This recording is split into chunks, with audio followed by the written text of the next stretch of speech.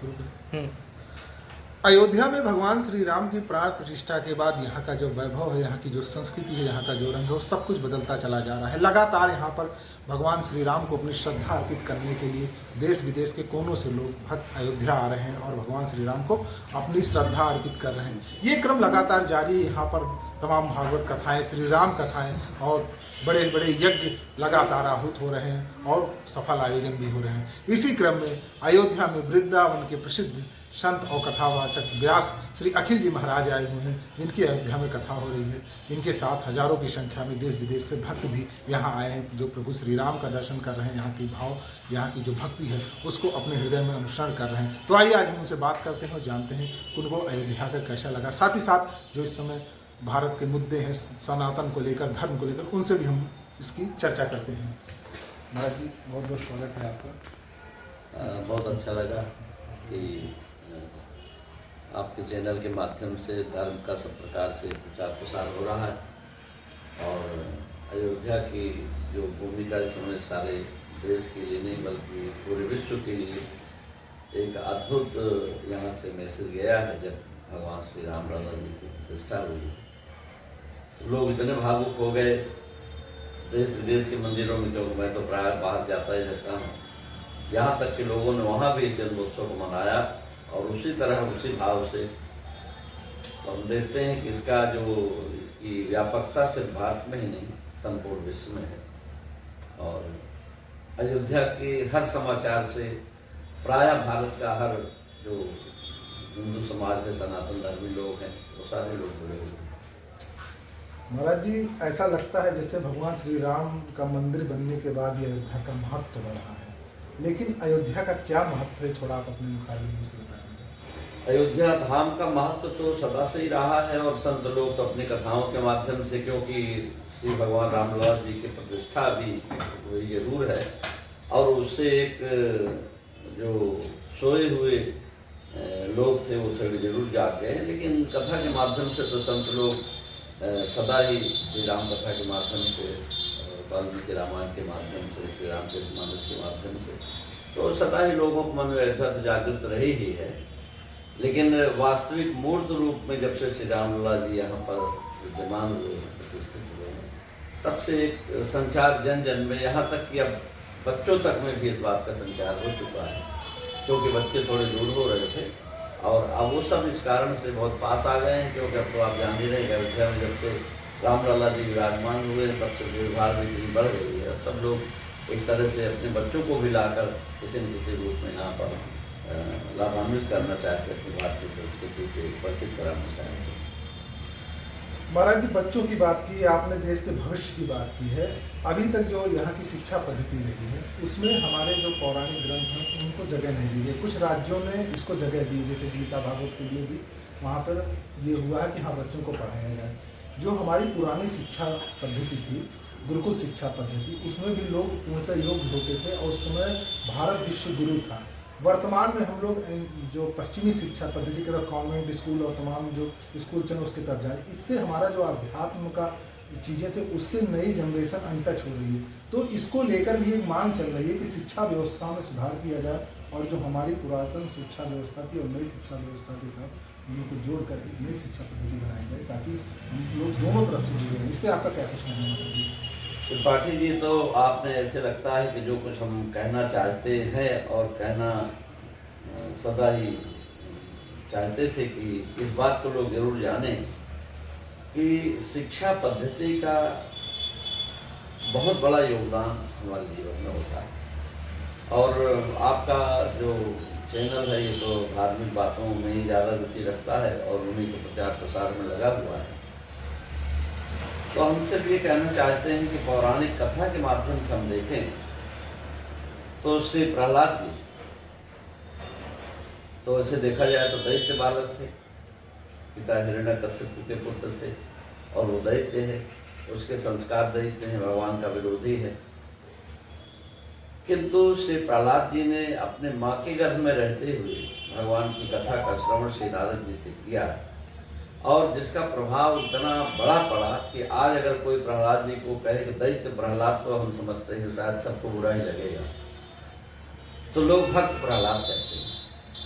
और प्रहलाद जी ने सबसे पहला ये काम किया कि जब भगवान ने उनको राज्य सौंपा, वैसे तो वो राज्य चाहते नहीं थे, निष्काम भाव से भगवान की भक्ति करते थे, तो प्रहलाद जी ने जो कुछ सीखा था अपने जीवन में और जिससे उन्होंने संस्कार पाया था, उसी शिक्षा पद्धति को उन्होंने लागू किया, और जिसका परिणाम ये हुआ कि प्रहलाद जी की पूरी पीढ़ी बदलती चली गई।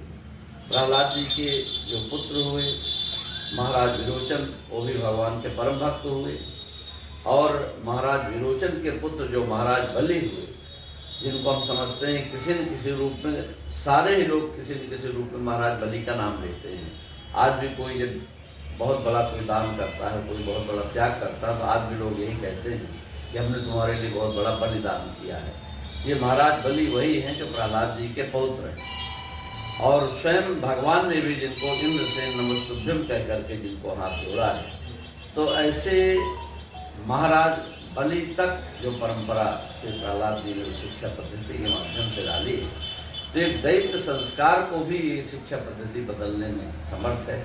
और निश्चित रूप से गुरुकुल पद्धति में जो आध्यात्मिक ज्ञान का समावेश है, उससे हमारी परंपरा में, हमारे संस्कारों में, हमारे भावों में, हमारे विचारों में इतना परिवर्तन आएगा कि कदाचित हम समझते हैं कि आतंकवादी आज गतिविधियाँ जिन पर कोई भी शासन और प्रशासन अपना कंट्रोल नहीं कर पा रहा है, उस पर ये वैचारिक एक प्रभाव डालकर और निश्चित रूप से इस चीज़ों में बहुत बड़ा योगदान दे सकती है। तो अवश्य ही शिक्षा पद्धति में इस बात को सोचना चाहिए कि हमें अपने पौराणिक उन कथाओं को भी कहीं न कहीं स्थान देना चाहिए। महाराज जी, आपने आतंकवाद शब्द लाया है, उससे एक सवाल मेरा रहेगा कि बांग्लादेश में लगातार हिंदू नरसंहार पाकिस्तान में पहले भी होता रहा है, और भारत इस समय सशक्त है, पूरे विश्व में भी उसका प्रभाव है। भारत को इसमें किस तरह का स्टैंड होना चाहिए, किस तरह से अपने हिंदू सनातनियों की रक्षा करनी चाहिए, आपका क्या सुझाव है, इस पर क्या होना चाहिए?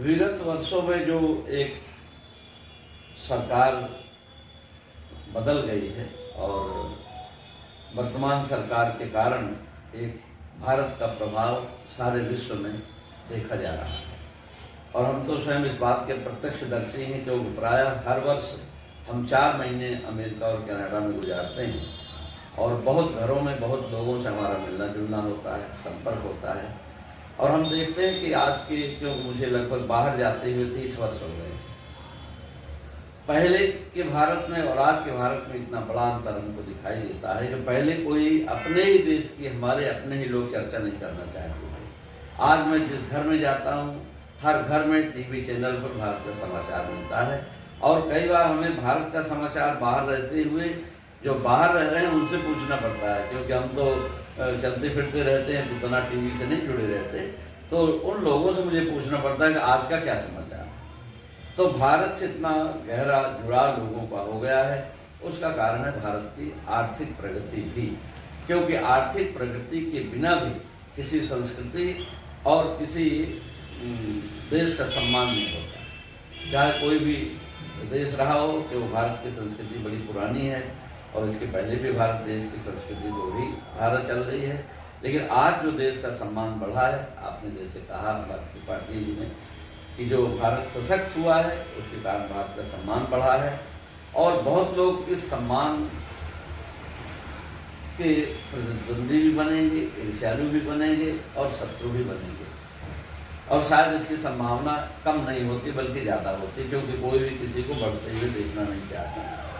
और ऐसी अवस्था में भारत को भी बहुत सावधान रहने की ज़रूरत है, क्योंकि बांग्लादेश का जो उदाहरण है वो हमारी आंखों के सामने है, और भी अनेक कई देशों में इसकी समस्याएं खड़ी हुई हैं।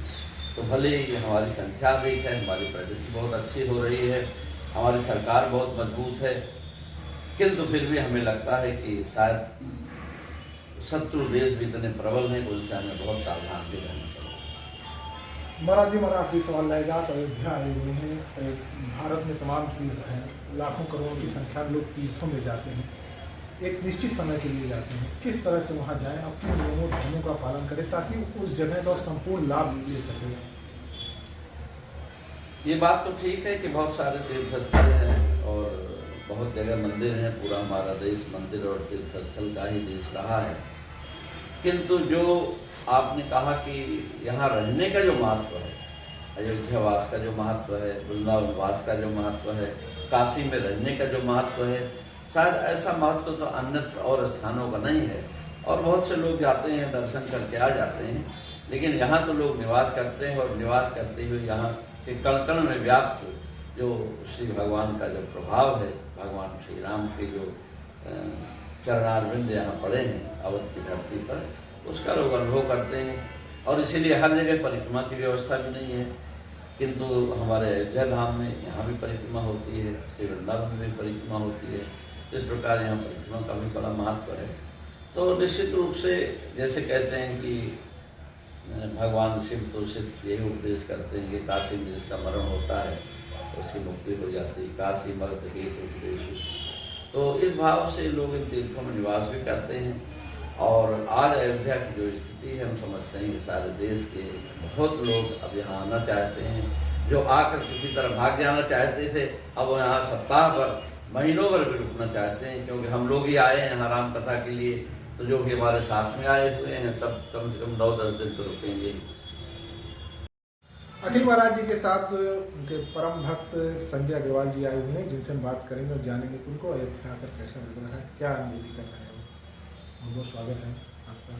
कैसा लग रहा है अयोध्या की पावन धरती पर आए? यहाँ के मन बहुत प्रसन्न हो गया है, मंदिर देख करके, रामलला के दर्शन करके बहुत ही अच्छा लग रहा है। पहले भी हम कई बार आए हैं यहाँ, हमारा मुंडन संस्कार भी यहीं हुआ था सरजू जी के किनारे में, लेकिन उस समय एकदम वीरान रहता था। उसके बाद भी 4-5 बार आना हुआ जब टेंट में रामलला थे, लेकिन अभी आने से हमारे को अपने मन में गर्व की अनुभूति हो रही है। गर्व लग रहा है। अयोध्या का विकास देखिए कैसा महसूस किया आपने? अभी तो चारों तरफ रौनक है। अभी हम उस दिन रात को आए 12 बजे भी तो चारों तरफ इतनी लाइटिंग हो। राम जी का दर्शन किया होगा, प्रभु के साक्षात स्वरूप गए, आज ही दर्शन करके आए। अभी कैसा लगा? बहुत आनंद क्या आया। हृदय में कामना जागी उनको देखकर? बस ये लग रहा था कि बस विस्तार होता रहे सनातन धर्म का। और आपने अपने लिए नहीं कुछ मांगा? सब देश के लिए मांगा है। सब किस उद्देश्य से यहाँ आए हैं अयोध्या इस समय वर्तमान समय? हम लोग आए हैं यहाँ अपने गुरुदेव आचार्य श्री अखिल जी महाराज की कथा, जहाँ राम कथा चल रही है, उसका श्रवण करने के लिए आए हैं। और हम लोग 2007 से गुरु जी की कथा की यात्रा चालू किए हैं। तो हर तीर्थ में हर साल एक कथा रखते हैं और सब शिष्य परिकर को ले जा करके वहाँ कथा श्रवण कराना, दर्शन कराना, सब लोगों का, सब टीम हम लोग की जुड़ी हुई है। बहुत अच्छे से ये काम चल रहा है। चारों धाम हमारी कथा सुन करके हो गए। कितने लोग आए हैं आपके साथ? अभी हमारे साथ में 400 लोग करीब करीब आए हैं, और इसमें पूरे देश के, भारत देश के और विदेश से, कनाडा, अमेरिका, कैलिफोर्निया, पेंसिल्वेनिया और न्यूजीलैंड, फिजी, सभी देशों से, अन्य देशों में गुरुजी के भक्त हैं, वो सब लोग आए हैं। और भारत में भी छत्तीसगढ़ से, आपका दिल्ली से, फरीदाबाद से, हरियाणा से, पंजाब से, हर राज्य से लोग यहाँ कथा सुनने के लिए आए हैं। और हर जगह जाते हैं, गुरु जी के जितने अनुयायी हैं सब लोग जाते हैं और सब लोगों से मिलना जुलना हो जाता है। साल में एक हमारा ये प्रोग्राम रहता है। चलिए बहुत बढ़िया। तो आपने देखा हमारे साथ संजय अग्रवाल जी जुड़े हुए थे, जो अयोध्या के बहुत उत्साहित है। उनका कहना है कि बहुत पहले आए थे तो अयोध्या वीरान जैसी लगती थी, लेकिन अब भव्य दिव्य रूप से अयोध्या निखरी हुई है और हम लोग यहाँ आके बहुत ही प्रसन्नचित्त हैं।